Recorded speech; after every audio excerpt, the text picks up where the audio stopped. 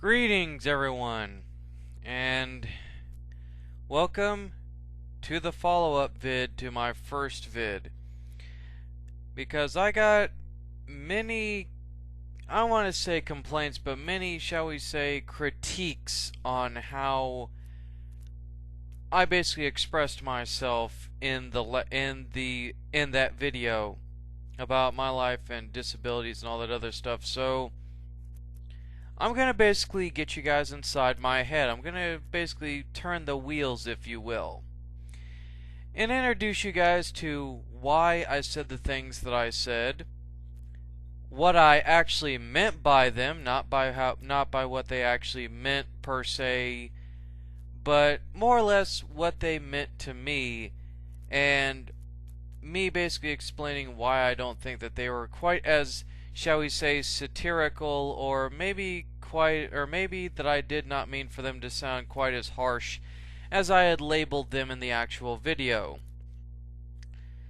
Now, to basically kick things off, I'm going to talk predominantly about the whole autism aspect and why I related them to black people during the civil rights movement. Now, that was not meant in the literal sense of the word. That was meant in the figurative way. Because you see, autism, people are basically treated as subhuman. Basically, people like myself that are autistic are treated with, shall we say, a lack of respect. That basically we as quote-unquote Aspies or autistic or neurodiverse or whatever the hell you really want to call it, we are looked at as basically children in adult bodies, at least to the ignorant person. And that to me is not right. I am not a child. I don't need somebody saying, "Do you understand?" or, this and that. No. I am a free thinking adult. Yes, you have to explain extra details to me with certain things. Or yes, I will not always get a joke per se. I will be very dense. Does that mean that I am any less than human? No. And that was the point that I was trying to make with that statement. Is that basically people like myself, and not just autistic people, but just in general, people with any disability, even people with diabetes, are basically ignorantly treated like children or anything more than subhuman.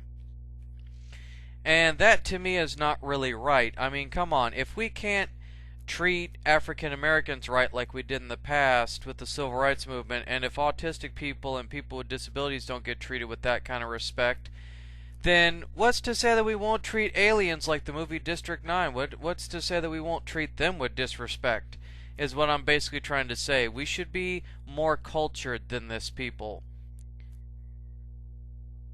It's not right. And also, this picture right here, I liked this picture when I found it, because this describes basically what I want to say to the normal person. It is my world, not your world. The way I think, the way I move, the way I talk is not like the average person. It is not classified as normal, quote unquote. Look, I always make the statement, and a lot of people find I'm belligerent when I say this, but I don't mean it in quite the satirical sense. But autism, to me, being, having Asperger's, I look at the world in a multifaceted rainbow, whereas regular people look at it in a black and white spectrum. Now, that's not to say that there aren't shades of gray. There are. But I'm just saying, autistic people, especially people like myself who have people like me that have Asperger's or are Aspies, we look at the world in a many different sense. You look at an orange and you just say, oh, it's a circle and it's orange. But to an Aspie like myself, it's like, okay, it's an orange, it's round, but yet the centers, they have these little flaky insides, and they look like they're vines and stuff like that. It's like, it's basically looking at something like an orange and not just looking at the geometric shape of it, but studying it to the nth degree. And a lot of people find that very odd. But to someone like myself, that's not really odd. That's just me being inquisitive from that perspective. But at the same time, people like myself that have Asperger's, it's very sociably difficult to show empathy or be sympathetic to people, especially people that make the same stupid mistake over and over again. Give you an example. There's a lady on the Adults with Asperger's group. I'm not going to say her name, but she's part of this group on Facebook. Rather the closed group. And all she ever does is post nothing but negative statements. And this will go into basically another, shall we say, ramble. But people with disabilities saying that they're taken advantage of, that they're not treated with equality and fairness. And I'm here to say to those people, just like I did in the previous video, please, by all means, shut up and stop whining about how bad you have it. 'Cause you really don't. Anybody who has Asperger's, anybody who is physically handicapped, and by that I mean a paraplegic, or you basically have like nubs for arms or anything like that, you are not useless. You don't need to become an alcoholic, a drug addict, any of that stuff. You people are basically taking your own disability and you're trying to make excuses for it. I would love to make excuses with my Asperger's, but see, the key thing with me is that I don't. 'Cause you know what? I don't expect to work any harder than the average person, and if I have to work harder, so be it. But the reason why I brought that up in the previous video is that basically the point that I'm trying to make is that I'm tired of people saying that their disability holds them back or holds them down. Because it really, to me, just does not make any logical sense how a disability can bring you as a person down. Give you a great example. Christopher Reeves. Yes, that's right, Superman himself. This guy was paralyzed from a horseback accident from the waist down. He couldn't feel anything. He couldn't drink anything. He had no taste. Yet look at what he accomplished while wheelchair bound. He created a foundation for stem cell research that's actually helping people that are paraplegic potentially someday walk again. Yeah, he was so brought down and crippled because he was a paraplegic and a severe vegetable. Yeah, right, get over yourselves, people. And as this picture says, and this is more towards the other Aspies that feel that they need to be alcoholics, drug addicts, etc., and feel that they need to be ashamed of being who they are and what they are. You have no idea how truly gifted you are. You have no utter idea how gifted you really are to have Asperger's. Yes, there are the social delinquencies and, the, shall we say, downsides. But you have high intelligence. You're passionate about a subject. You can come up with brilliant ideas. You can make something of yourself if you can just tap into that wealth, that gold mine that is your brain. Especially the parts of it that actually are affected by the Asperger's. If you can tap into that, then the possibilities are endless. No one person is useless. And a lot of you who have Asperger's are very ashamed of that. And I don't understand why. You are given this great gift and yet you shun it because you're scared of the social repercussions. If people cannot accept you for who you are and what you are, then those people don't deserve your time, your attention, or your love. Because if they can't accept you for who you are, then I'm sorry, they don't deserve any sympathy. They deserve every bad thing that happens to them. Because let me tell you something, karma is a lady in a red dress.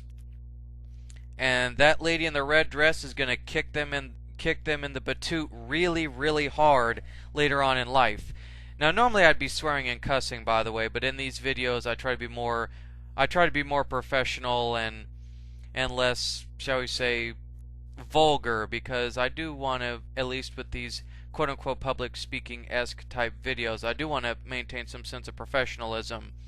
Just as a side note to those of you that seem very confused as to why I'm more tame than I usually am. In the last video I was very angry and I expressed a lot of bitter views. But getting back to what I was saying, you know, don't be afraid and ashamed of who you are. Because I'm going to tell you something. When you come right out and admit to a friend, hey, I'm autistic, or, you know, yes, I have Asperger's, you know, you bring it up as like a casual conversation. Show that you have nothing to hide, because the more you hide it, the more people are going to give you, the more ridicule and crap you're going to get from people. And dare I say it, there are going to be some people that are going to want you institutionalized. And if you keep your mouth shut about it, then you're basically not going to go anywhere. See, basically a lot of these people follow this thing right here, the escape cycle. They want to escape the ridicule and you know, the bad men wanting to hurt them. And I'm sorry, but I have no sympathy for those specific people. And you know who you are. And even if I don't know who you are, I'm sure a lot of you that actually do this should feel very ashamed of yourselves, because I'm going to tell you something. The greatest aspect that I've had to endure is telling people that I have Asperger's.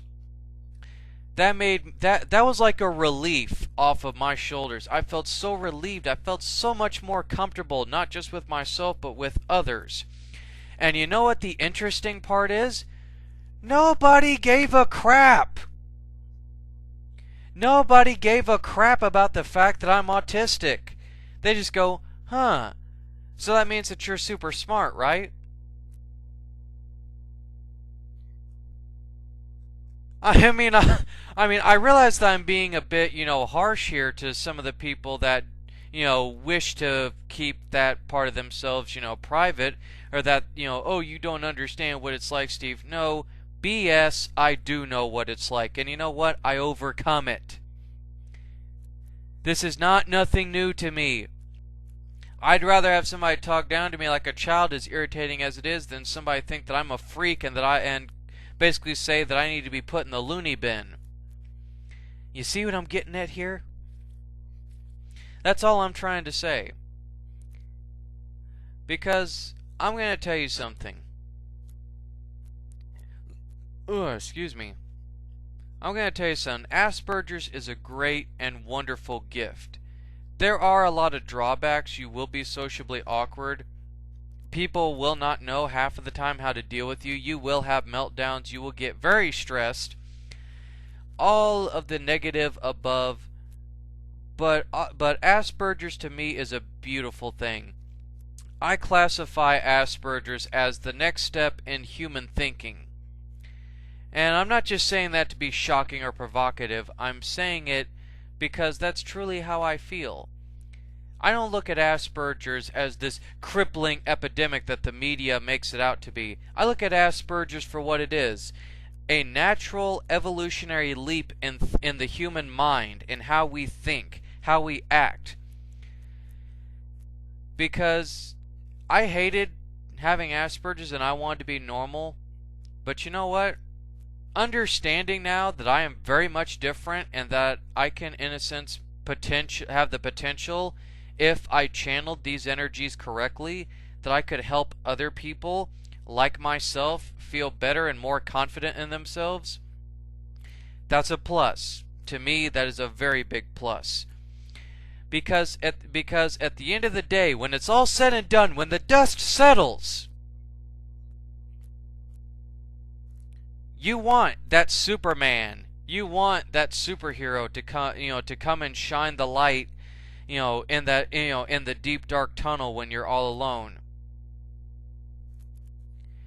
And as this picture says, I want to be the guy that helps solve the puzzle of Asperger's. I want to help people connect with their children. And if I can't help them connect with their children, then I want to help Aspies feel more comfortable with themselves, to not feel so vulnerable, to not feel like they are being satirically brought down, that that they have to be so afraid, like, you know, a lot of the mutants in the X-Men verse, that they're so scared that they have to hide their abilities, hide what makes them unique and very special human beings. And that's a very sad prospect. It's a very sad prospect that people have to hide the beauty, the pure intelligence and beauty of themselves away from others. Because I'm going to tell you something. People will dog you all your life no matter what. No matter what you do, no matter what you say, people will always have a problem with you.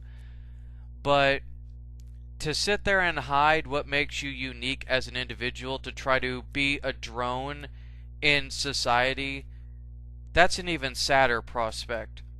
Because in that process, you not only lose your humanity and what makes you a unique individual, but you cease to exist as a human being. You're just a husk. And that's a very sad prospect. And I hope that anyone who's watching this takes what I say into consideration and with all seriousness.